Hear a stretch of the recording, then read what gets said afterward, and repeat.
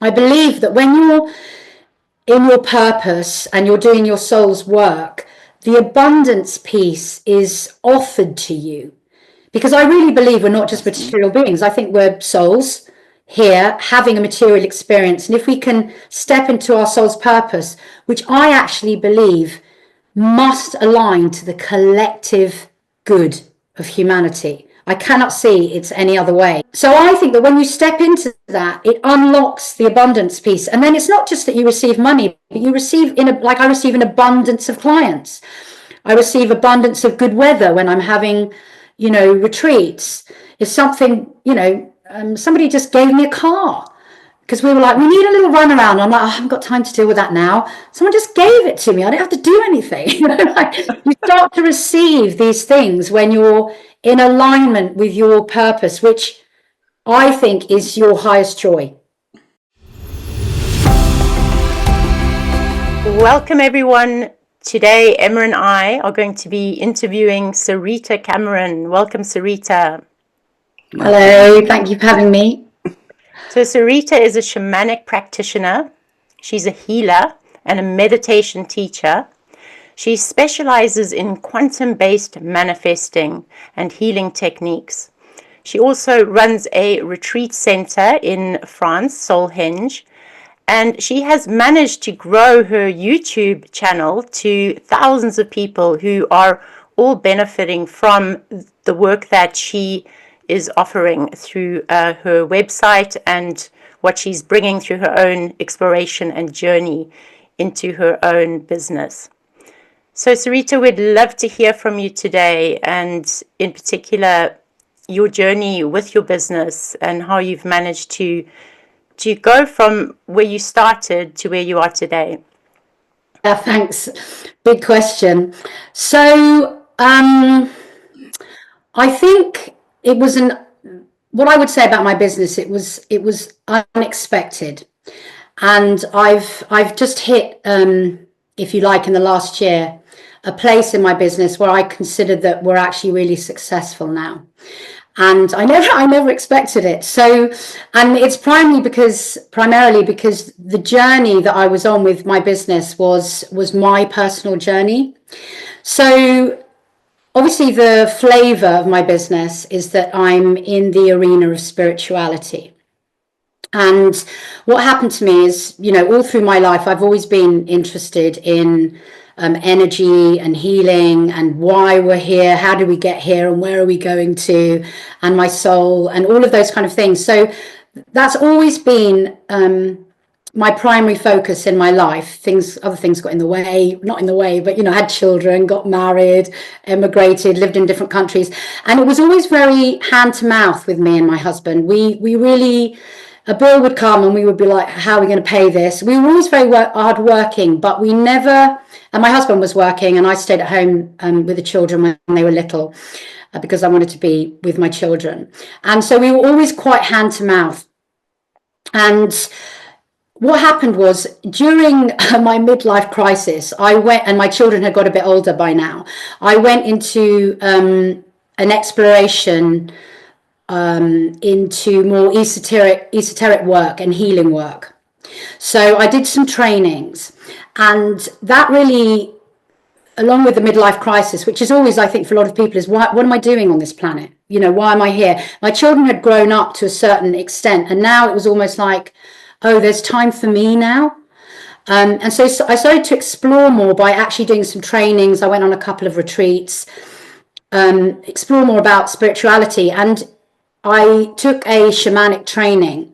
And after that, I started to get really into meditation in a really big way. And I came across the work of Joe Dispenza, and I really started diving into meditation. And I started to love it so much that I wanted to meditate with other people. So I got a couple of friends around, we started meditating together, and then I heard that a few more people wanted to do it, so I went and meditated in my friend's tea shop, and I managed to get 8 people to come and meditate with me. And then I started to run ceremony because I'd been through some ceremonies in my shamanic training, and I started to run ceremony once a month in my barn, and more people started to come. And I was always doing this just because it was my joy. And then one of my students said to me, oh, why don't you put a meditation on YouTube so then I can do it during the week when I'm not with you? And I was like, what's YouTube? So anyway, eventually I put a meditation on YouTube, and I knew nothing about YouTube. And so many people started following me, and it started to escalate. And then I started to share more things about my road, how I was perceiving energy and how meditations made me feel. And I started to really get into it in a big way. And it was very weird in the beginning, because it's very weird sharing your story in a public arena when you've never done that before. And it really caused me to have courage, essentially. And there were a couple of times that I would share something and I would get someone nasty in the comments saying something to me. And and it was a real sort of trial by fire kind of thing that was happening. And so I had to go through all the stages of becoming a public figure. And I don't have a massive YouTube following at all. I've got 25,000 people, but they're hardcore meditators, and they're really into the work, and they work. They're really keen on looking at their internal architecture and making the best of themselves that they can. And they're very much into the same things as me. Why am I here? What is my soul's purpose? So I started this YouTube channel, and I started to teach meditation. And basically I worked for free for 2 years. And I gave a lot of free content on my channel. And I was really getting into this thing. Gosh, people are following me. This is really exciting. I definitely went through quite an egoic stage where I thought, oh, check me out. I know loads of stuff. That didn't last very long, because I actually know nothing. And the more that you learn, the more you realize you don't know. Yeah. And I also caught myself a couple of times at the beginning doing some inauthentic things on my YouTube channel. So instead of recording meditations or speaking about something because it really interested me and it was my highest joy, I found myself starting to do things like, oh, I wonder if I can get more viewings if I talk about this topic, right? So I put up a couple of videos in the early stages that really weren't in alignment with me, and they got more viewings, but I felt kind of grotty about it, and I felt uncomfortable inside my own body. And remember that when you're meditating and doing your inner work, what happens is you're starting to feel more and more the truth of who you are. So when I put up those 2 videos, I was like, ooh, I feel icky about this. And I decided that I would never do that again, and I would only put up things that really sparked my interest, that I really genuinely cared about. And that was a good lesson for me. And I've stuck to that as much as I possibly can whilst growing a business. And I think that's the thing that's really made my business successful, because I don't try and pretend to be what I'm not. I don't share things that aren't in alignment with how I feel inside myself, so my soul. And my ethos is to really help people in the world, and in accordance with my own journey. So what's happened is, as my journey has changed, and as I've discovered more and more things about myself, the way that I teach has changed. So for example, in the beginning, I used to do loads of meditation, which would make you feel amazing and teach you to manifest.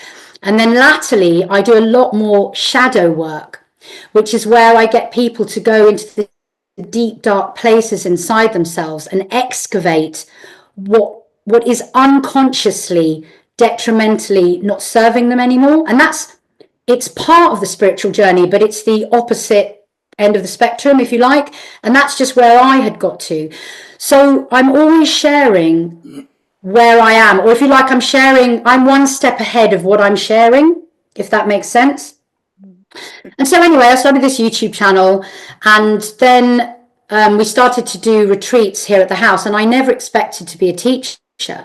So we set up our house as a retreat center to have other teachers to come in and teach. But what started happening, especially in the lockdown, I started to do a lot of courses online, and because people had a lot of time to meditate, and because they were stressed and freaking out, they suddenly, a lot of people started meditating. So I started to get quite an active following, and we kept renovating the house because we were stuck in the house and there was nothing else to do.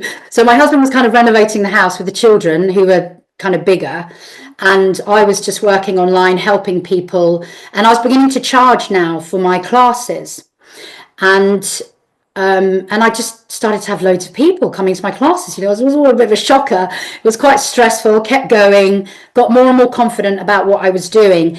And at this point, I started to have what I would call direct access to source consciousness, or if you like, my higher self, or the potential, or the reason why I was here on this planet, let's say. So I would receive information when I was in a meditative state, and or I would suddenly receive a knowing. I would know something, and if I didn't express it or show it on a video in YouTube, it would bug me until I did. It was really bizarre. It was like something was like banging on me, saying you have to share this, you have to share this, you have to share this. Sometimes I shared things that were really uncomfortable, especially in the lockdown, and about the energetic consequences of some of the things that we were being persuaded to do against our will. So I was sharing some things which nearly got my YouTube channel taken down a few times, but which I was being propelled, or almost forced to share. It would just have to come out of me. It was just like trying to hold this thing inside me. I couldn't do it. And so my following started to grow, and we were renovating the house. And then after the lockdown, I started running my own retreats. And in the beginning, I was hard pressed to find 5 people who would come. And I maybe had like 1 or 2 retreats a year. And this year I have 10 retreats and they're fully booked. And I'm running courses online. Hundreds of people are turning up. I have a Patreon. I meditate once a week with people on Patreon. I do one-to-one sessions. I'm booked out for one-to-one sessions just forever, really, as much as I can handle. So what I'm now trying to learn is how to look after myself with all of the busyness and the success that has come. And I'm also, and this might be something really interesting for your viewers, I've had to really rethink and realign the way that I deal with money.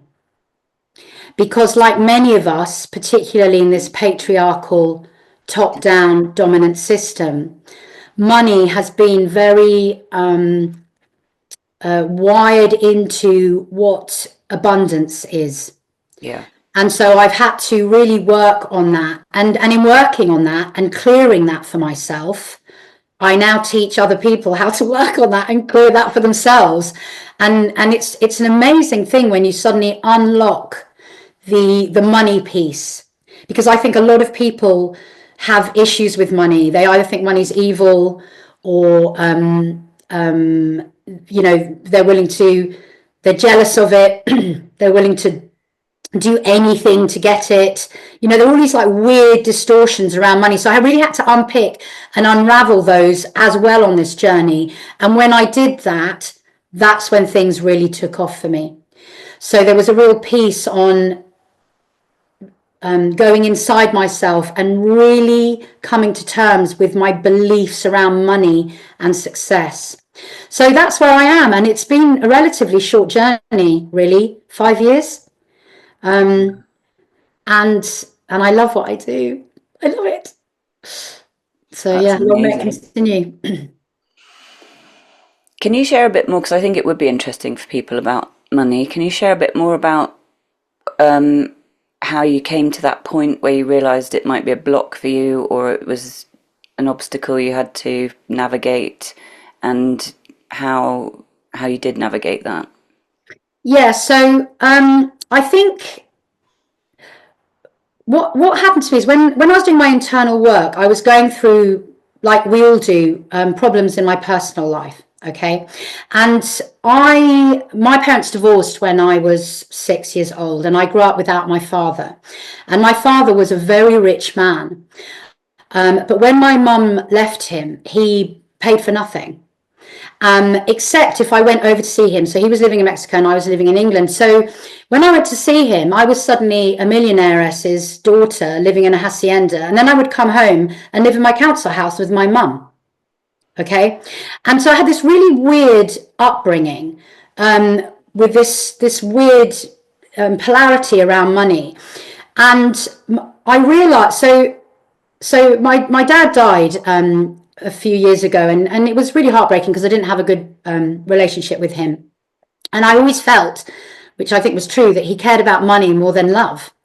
And so as I was doing my internal work, I was also healing my relationships. So I was healing my relationship with my mum, with my father. Then I was teaching other people to heal their relationships with their parents as mine was getting better, as I was doing meditation on it or ceremony on it, or just going into the kind of energetics and belief systems that I'd been indoctrinated into as a young child, because that's what happens. Yeah. Children are in a hypnagogic state from age 0 to 7, and they just absorb all of the information, whether it's conscious or unconscious. So unconsciously, I worked out that I didn't want to have money because I equated money with not loving people. That you couldn't have both, you see. And also both of my parents had indoctrinated me into thinking that you have to work very hard for your money. Money is status, money is power. Just loads of weird things about money. So as I was working through my relationship with my father, I realized that this was part of the masculine principle that we all hold inside ourselves. So your parents are the masculine and feminine principles, your paternal and maternal principles, and they teach you about what the masculine and feminine principles inside yourself are. And so the father is the provider, and he's the container. He holds the home, or he holds the structure for the feminine principle to be creative. And if your masculine principle is not solid and sovereign and well boundaried and doesn't provide, then your creative flounders because it doesn't feel safe. And I suddenly understood that these principles were working inside me. It's the kind of Kundalini thing that people talk about in spirituality.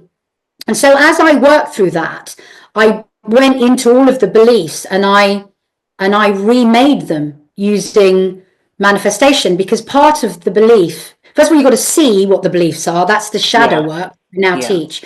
And then you change it with manifestation. That's the light, happy stuff. So as I excavated, my manifestations became really, really like fast. So if I wanted something, me and my husband would meditate for 5 minutes and it would appear 3 weeks later, like things started to like shift. And so suddenly, not from the business, but we received some money from an inheritance early that probably we shouldn't have received.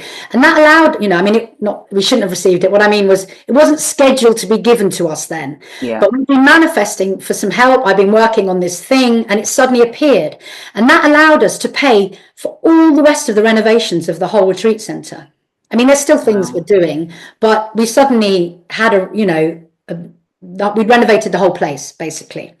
And so that kind of unlocked the floodgates of that money manifestation. And I suddenly started to understand that money's amazing. It's not evil. You can do totally cool things with it. It's wonderful to be able to pay your bills or not even worry about paying your bills.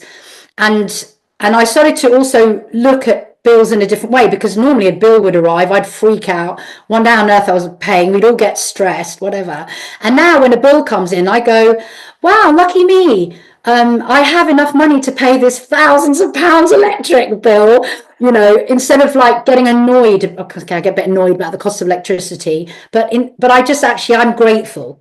Yeah. I'm grateful for the bill now. So I really reworked that. And I think that's really important in business, because I believe that when you're in your purpose and you're doing your soul's work, the abundance piece is offered to you. Because I really believe we're not just material beings. I think we're souls.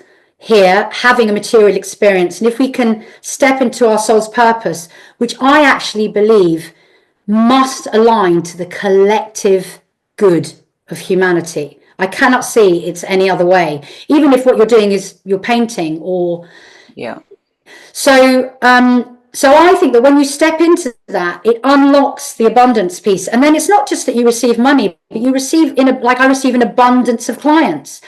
I receive abundance of good weather when I'm having, retreats. It's something, somebody just gave me a car because we were like, we need a little run around. I'm like, I haven't got time to deal with that now. Someone just gave it to me. I don't have to do anything. Like, you start to receive these things when you're in alignment with your purpose, which I think is your highest joy. Yeah. That's what I think that is. And, success, I think, is about being able to live your highest joy. And that's what pays for you to eat. Yeah. I love that. I love that, Sarita, because that's exactly the advice that Emma and I got when we meditated together a week ago, was just be in your joy, follow your joy, put that first. And that's why we went out to the beach this week, and it was so creative and so fresh in terms of creativity.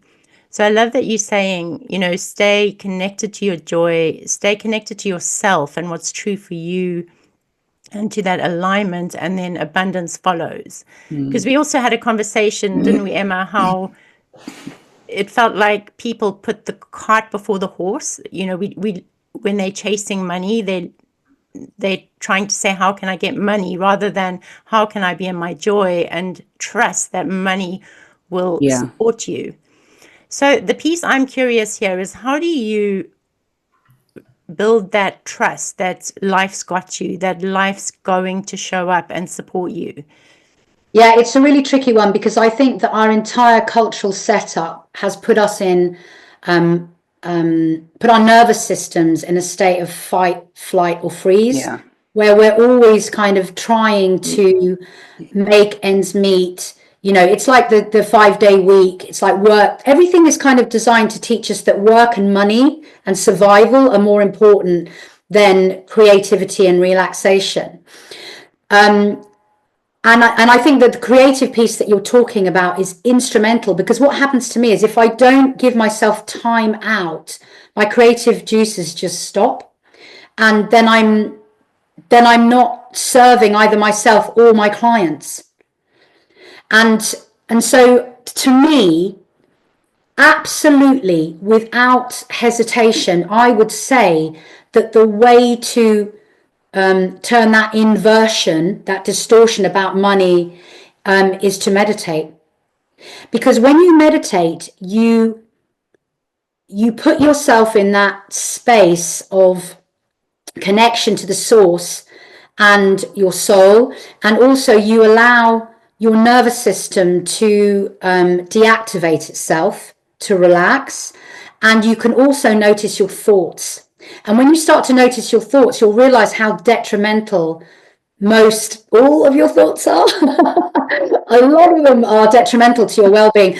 So for me, that really is the piece, I think, is to work on your inner awareness, because the truth is that source holds infinite potentials. When we're setting up businesses, we don't go around and we go, oh, look at all of the blades of grass on that lawn, 1 billion blades. I mean, life is abundant. We don't do that. We forget all of that stuff. And there's so much abundance everywhere. Like, look at the air you breathe. You just look at nature for a start. But there's so much on offer to us, and it's like we leave all of that and our focus goes on this one thing, which is money, money, money, money, money.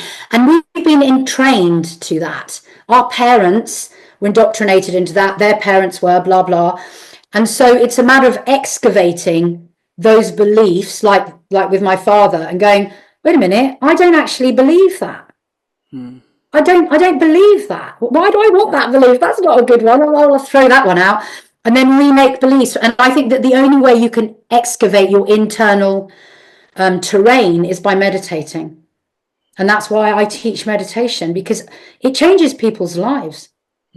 Yeah, so just to clarify, meditation would be going into that place where you can start to observe your thoughts, start to observe which ones are helpful, which ones are a hindrance, throw the ones out that are in the way, reform ones that are more beneficial, and start to create the space for the life that you do want. Yeah, absolutely. But it's not just about observing your thoughts. And I think this is where a lot of people get mixed up. You also need to observe the way your body feels. Because you can try and remove a thought, but if your body is holding that thought, it won't work. It'll just keep coming up again and again. So this is the latter part that I learned, which is the shadow work, is to go in and see how you're feeling. And honestly, I think most people in this world are numb. They're numb because it's too painful to feel their real feelings. And what that leads to is addiction. And the whole money piece is also, we're addicted, and I have to watch myself with this. I can get addicted to working because I like my job. And so for me, it's perpetually coming back into the balance of having some time off and working. But we can get addicted to chasing money, addicted to lack, poverty mindset. We can absolutely get addicted to a lot of things that are material in the material realm, drugs, sex, alcohol, all of those kind of things, objects, having more and more and more, that's all tied up to money as well. And when you're in only the material realm, in anything, and business included, you're denying half of who you are, or maybe most of who you are, which is your soul. Because we're a physical body and our vessel has the soul inside us. So if you get fixated on that, you're literally denying who you are. And if you're denying who you are, you can never step into your highest joy or your soul's purpose, because you're fixated and addicted over things in the material realm only. So that brings an interesting sort of quantifying perspective around manifestation for me, in terms of that lots and lots of spiritual people manifesting and teaching it do so in a way that is like the opposite of what you're saying. They do it in a way of, I want that BMW, or I want that mansion, or whatever it is, and then meditating from that place of the addictive personality, the addictive illness that we're all suffering around the world. And they might well be manifesting that life that they're envisaging, and that is a way to do it. But actually, the true soul aligning essence of it is to dig deep within, excavate ourselves, find our light again, and that because that's abundant and that's infinite. Our souls are infinite; they're infinite source. Of course, things are going to come because it's all in the infinite field of source. It can't. It can't not come. Exactly, because the way people manifest is you're literally an electrical magnetic being. Okay, you've got an electrical magnetic field around you, and so what you emit as an electrical signal is magnetized back into the field of your reality as matter. Yeah. So what you're describing is when you connect with your soul, you emit that electrical signal, and it's effortless. So abundance starts to be effortless.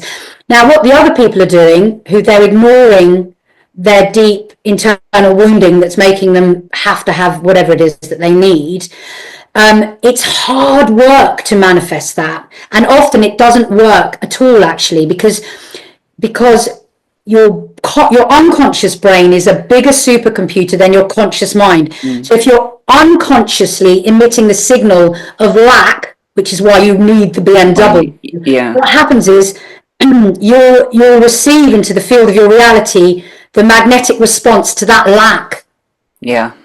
So because the thing is, manifesting is the thought and the propulsion is the emotion. So if the propulsion is the lack and the thought is the BMW, they're disjointed.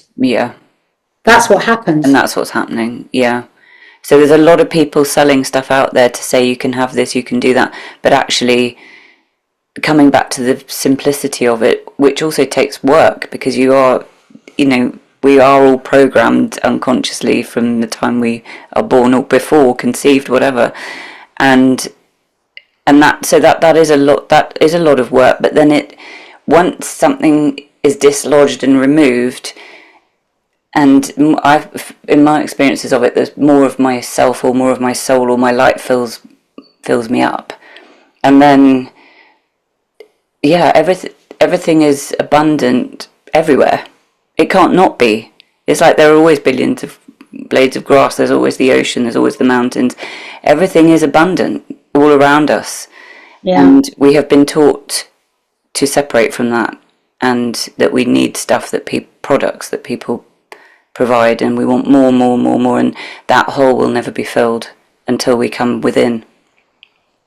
But the thing is, the other thing is you can have more and you can enjoy it. It's just not from that place of lack. Yes, you actually won't enjoy it from that place, because you'll never be satisfied. That's right. So I'm going to a stage where I'm thinking about I'm actually trying to decide whether I should upscale or not. So upscale means more money, and there are so many amazing things I could do with money and that I want to do with money. There's still I want to buy my kids a house each, and I want to there are things I want to do, and I love going on holiday. I just went on holiday for the first time in 2 years, and it was just so amazing. And I went to a desert island beach and did nothing. It was really cool. So it's funny, isn't it? Because when you truly get into abundance, it's not things you want, it's space and time that you desire. So I literally went somewhere there's like no Wi-Fi, and I could just hear waves. Great. Oh, yes. So I'm now at a stage in my business where I'm like, wow, I could actually up level if I want.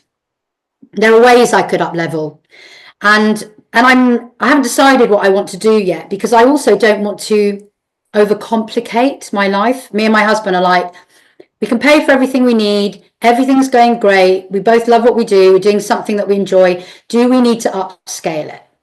So I'm sitting here thinking I deserve to upscale it. There's loads of things I'd love to with my money, but part of me wants to keep it simple because I'm happy. But why fix something that isn't broken, if you know what I mean? So again, I'm reaching this place. It's really interesting that you guys reached out to me because we're talking about business and success, and for me, success is being authentically who you are. So now I'm reevaluating who I am again, because I've hit another level. So now I go, okay, well, what do I want to do with this? Because what I don't want to do is I don't want my business to be impersonal. Yeah.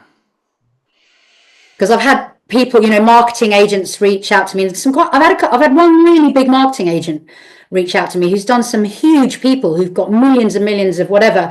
And they're like, we can make you millions. We're going to do this. We're going to do that. We're going to do that. And I went away and I said to Hamish, and I was like, I don't know if I want that. Yeah.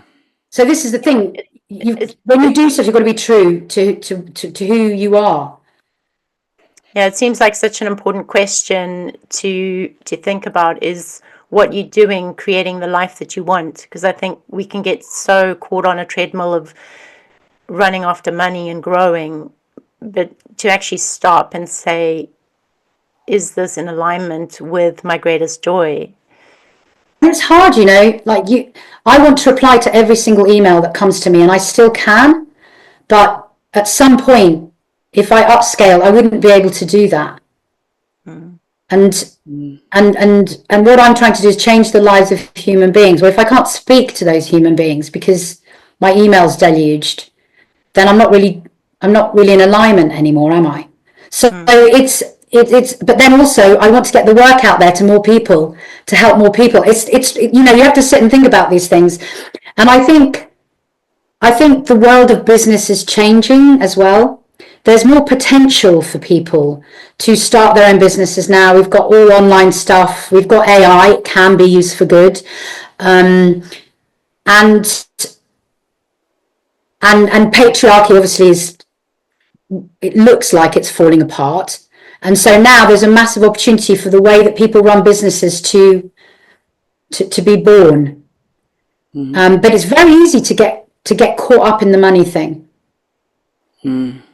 Yeah, I think what I've struggled with my whole life is seeing so many jobs that are soul crushing, soul destroying, and children not being taught at school or growing up how to connect to who they are, to find out what their essence is, and to learn to, or be supported to bring that through, to grow that, so that they're connected and they are aligned. And as you say, that natural joy and abundance comes with that. But I feel the way we raise in our school systems is this disconnect. It's about being a cog in a wheel, fitting into a company, and I think we lose a lot of our soul connection in that process. And then when you're older, it's like, well, how can I get back to that? So I think a lot of us find ourselves in this place of, who am I? How can I get back to my essence? And then how can I bring that through? So do you have any advice, Sarita, for people that are in this place? Yeah, I mean, I think my advice is the same. I would, if you haven't got enough money, and let's say you want to be an artist, okay, and you haven't got enough money and you have to do your 9 to 5 job. What I would say is start where you are. Obviously, you have to pay your bills, but make time for your highest joy, and obviously meditate so that you can find your way in your sovereign truth, not by the diktats of our society, but try and find a way to tip the balance. So your 9 to 5 is here, your art is here, and bit by bit just start finding ways to tip the balance. And the universe is always going to support you in your highest joy. It's just amazing. It just always does, because I'm watching my children now, and I keep saying to them, do what brings you happiness and don't worry, the money will follow, or you'll be supported in some way. Obviously at the moment it's me who's doing the supporting, but even that is, but it's true, because it's, obviously predominantly my money goes to my children. That's where it goes, like all parents, but also, and I see this particularly, well, actually I see it in both of my children, but they actually just won't conform. They do what it is that they desire, and things always line up for them, or they're beginning to always line up for them. And so if you can encourage your children to do that, and also encourage your inner child to do that as well, so it's like tipping the balance. I mean, I was lucky because I could afford to, because my husband was working, I could afford to spend time. I mean, I was working too. I was an upholsterer. That's right. I remember before I started doing this. And I was a dance teacher, so I was part-time dance teacher because I loved dancing, and I loved upholstery for a while. But what happened is I did that less and less. My husband was still working; he's a carpenter and a builder, and I just started to do this more and more and more and more. So in the beginning, it was hard. You had to make time to do those videos. It requires effort, and I'm doing it for free. But if you keep doing it, the universe will go, she really wants to do this, or they really mean it. And so they start to provide the help. And also intuition, I think, in business, or even just in your life, is so important. And if you meditate and you follow your highest joy, you're going to be in alignment with yourself. So your intuition will guide you, because your head just lies to you, and your intuition, your heart, never does. And so it's about, the more you follow your heart, the more you activate that intuition, and the more it begins to serve you in your life. And also, before we started doing this, I mean, we always kind of worked for ourselves, because my husband was renovating houses, but he did have to work for clients, and he didn't enjoy it, And so what's happened in the last 5 years is my children have watched me build a successful business. And so they go, that's actually a possible thing. And they watch that we love what we do. And so I also think that if you're a parent out there, we do lead by example as parents. So even if they're stuck in a crappy school system, which hopefully will change, if you're the example leading them, that's who they will follow. It's the same principles as what I was describing earlier with the masculine and the money, and what I was watching from my parents. We need to be examples now to the generations that follow. Yeah. Yeah, and that's that choice, that decision to align with yourself, to bring through your own soul essence and to make that a priority, I feel is just so important. And also there's a lot of trust that seems to go with that, trusting that life will show up when you persistently, as you say, continue to take those steps, that life will see that you're putting that energy, that intention, and that it will show up to support you. And there's also something about when you just do it, when you keep going, you start to get clearer and clearer and clearer. I mean, Em and I have just started this journey, but what we are committed to is showing up every week and often being really confused. But out of that confusion comes clarity, comes diamonds, comes the next step. And we're absolutely loving the permission that we're giving ourselves to just show up anyway and to muddle through and to figure it out and to say, hey, life, show us the way. And I it think does. that's sorry, Emma, were you going to That's say right. something? Well, I was going to say it does show us the way, and often what we've discovered is that we're actually breaking those old patterns where we have a day or two in the week when we're not together, just thinking, oh, why are we doing this? What's, how do I do that? And it goes all like into our brains and makes us feel crappy.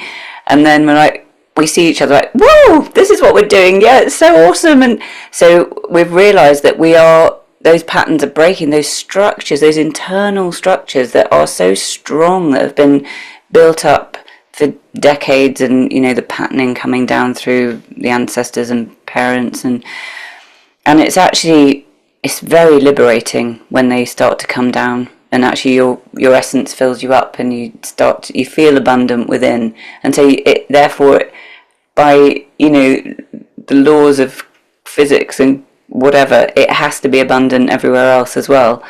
And it's really wonderful. It's very liberating and really joyful. The thing is, I think in business, you have to be absolutely adaptive. And that's actually how creation works. Yeah. So what you're describing is you don't know what's going to happen next because you're starting a new business. That is the most amazing place to be. It's just we've been habituated to think that that's a danger zone. So if we don't know where we are, a lion's going to come and eat us, okay? Or we're going to be homeless. But actually, those feelings of fear are very similar to feelings of excitement in the body. The sensation of fear and excitement is the same. So when you're standing on the edge of you don't know what's going to happen, that's where you're most creative. And so what I've noticed is, so I try something, it goes brilliantly, yay, it goes wrong, I'm like, okay, try something else. Unexpected things happen all the time in business, and you've got to be prepared to adapt to the field that you're in, because you're dealing with people. Yeah. Right? So you never know how human beings are going to respond. You can predict things, or you have an idea about how something's going to be. I am always trying new schemes or new things, and most of them work out, but some of them just go completely wrong. I tried to set up a sacred circle system for the whole world. Totally failed. I worked really hard on it for like 6 months with 2 other people, and we were trying to train people how to run sacred circles and do them all over the world. Loads of people turned up, they were really interested, and then it just all petered out. Nobody actually wanted to do it. And I was like, well, I tried, and now I'm trying another thing. I'm trying a friendship initiative where strangers meet each other for 20 minutes who are in a spiritual awakening, and they can, because you feel quite lonely when you're in a spiritual awakening. And I'm trying to do this friendship initiative where I'm just going to connect them with one another for 20 minutes so they can just say hello and chat. So I'm starting that next week. I've got no idea if it will happen and if it will work or anything, but I like trying things, and some of the things I've done have failed. And so then I'll try something new, but mostly they're okay. And I think you've got to be prepared to fail, and to not berate yourself for that. And also when you fail, to get up and try something else. And also you've got to be prepared to be, and this was what I really feel as a human being as well, you've got to be prepared to be wrong. Yeah. That's a big one, isn't it? Because everyone loves to be right. We all got to be right. I'm just mostly not. And so when you are teachers, especially of spiritual topics, it's very humbling how much you don't know. And so I try to be really open about my mistakes, mostly, without putting my whole personal life out there. But I think that's really important. And imagine if you're a boss. So I'm not a boss. Well, I sort of am. I mean, I now have someone coming to help me clean, which is really exciting because I was cleaning myself.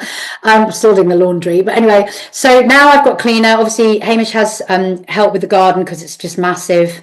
And we're doing a tree planting initiative thing. And I'm training shamanic healers now. So I have my assistants. And so essentially I'm a kind of a boss, if you like. And I want to be, I don't always get it. I really often, I don't get this right at all, but I want to be prepared to know when I'm not getting it right, or I'm upsetting someone, or I'm not listening properly, or I'm, not empathic, or seeing it from another, I want to be the best version of myself that I can be. And I really do make a lot of mistakes. But I think that's what business is. You're just one giant walking mistake. With a few successful moments, and I think that's really important, but I think that's important as a human being. Yeah. I love that permission to be messy with your creativity and learn as you go.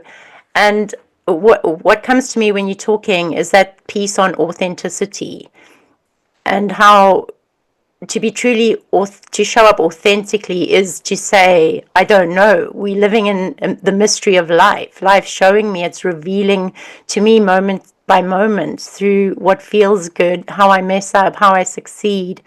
And I don't know. And I get things wrong. And something about which we don't often see in business is to step out of the ego and to go into that don't know space and to be willing to learn.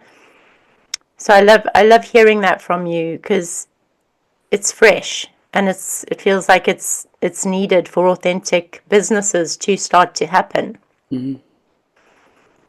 It's a difficult balance because half the work I do is admin and financing. Well, actually, yeah, obviously I've got and juggling people. I've also got a chef and an assistant chef and things like that, and organizing stuff. So it's like you've got to, your ego has to be on point. Actually, it has to get everything in the right place, working in the right way. Frankly, I'm at this stage, if I don't make enough money, I can't pay for the electric. So it's also like, how much do you charge? So your ego, and obviously you want to be paid for your time and all of this kind of stuff. So there's this constant balance. You do need your ego, but the ego must not be running your heart. So the ego's job as the administrator, if you like, or the intellectual thing, should be responding to the decisions of the heart. So I'm like, I need to make more money for my next retreat, because basically I've just got to put all my prices up, because I haven't changed my price for 3 years. Okay, because I've been able to keep it because I'm in my own home. I don't have to pay for a retreat center. Okay, but you can imagine, the cost of everything are rising. I think our food is 3 times the price of yours. Electric's just gone ridiculous. So I have to put my prices up now. And I'm like, this is a really tricky thing. So you have to navigate. Look, I do actually want to be paid for my work. I can't run at a loss. And people are getting a good product, so they should pay appropriately for it. With I don't want to push other people out who probably couldn't afford it. So I have these systems in place. So every single retreat I run, one person gets a free place. And every single workshop I run, normally way more than one person gets a free place on my workshops. But if someone's in need, they'll get a free place. And I often give free healings to people who are in a desperate state and can't afford it. And so that's what I do. I offset the kind of egoic necessities with what my heart wants to give, and I try and find this balance. But I think it's important to realize that the heart decisions should run the show, and the ego should work for the heart and not the other way around. Yeah, it does seem a process of putting the horse in front of the cart, which we haven't done, have we? So yeah, love that. Yeah, not as a system or a culture or society or globally. The ego runs the globe. Yeah, It's clear, isn't it? it really is a paradigm shift to say, because we're coming from fear, we're coming from a fear-based paradigm, a survival-based paradigm, where everybody's using their logical minds to figure out problems and to think, how am I going to survive? How am I going to get things, money paid, bills paid? And it almost seems like a luxury to go into the heart and the intuitive space and connect to my joy. But the message here today is that is actually the most efficient way to come into alignment with your abundance. And actually not doing that is what's stopping your abundance. Yeah, absolutely. Yeah, is anything else you want to share, Sarita, before we wrap up today? I just would like to say, everybody out there, you have the capacity to be successful in your life, to live in your highest joy, and provide for yourself simultaneously. I absolutely believe that we all have the capacity to do that, and to just try, and you'll find your way. It's just, we all have that potential. It's so amazing. So come on, world. That's my Come on, world. We It can really do is it. it's a revolution, isn't It's it? a To make that revolution. statement and say you can connect to your joy, you can support yourself, you can live the life you want to live, and it's going to be in alignment with the collective as well. It's going to serve everyone else. I mean, what a beautiful statement. What a beautiful knowing. So if anyone wants to get in touch with Sarita and the work that she's doing, Sarita, could you just give a little bit of indication where they can get hold of you? Yeah, absolutely. So you can find me on YouTube and under Sarita-Sol. And my website is also www.sarita-sol.com. And there's loads of courses and free stuff and all kinds of things on the website. So enjoy your perusal. And also, Perfect. we're going to put those details for you in the description.